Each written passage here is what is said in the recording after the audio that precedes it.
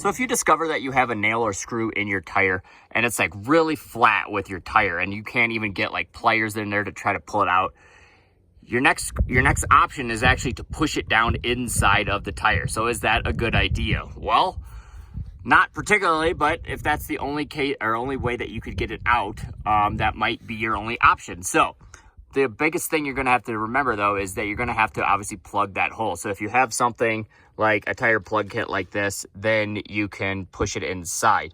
But so if it's going to be flat, though, your best case scenario is probably just to take it to a tire shop, like Discount Tire or something, because they usually fix it for free, and then they'll take it off and fix it for you. But again, if you're out in the middle of nowhere or something and you just need to get to town, the thing is if that's not losing air while that nail is in there, then I would suggest just leaving it in there until you can get to a tire shop.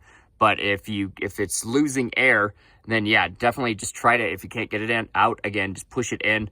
But the only thing is it's going to be like rattling around inside of your wheel while you're driving. So as soon as possible to get that to a tire shop in order to take the whole tire off the rim and get that metal piece out of there, because it's not going to be good. It's going to be damaging your tire from the inside. So if you have to, you can push it down into the tire, but just make sure you get it fixed as soon as possible.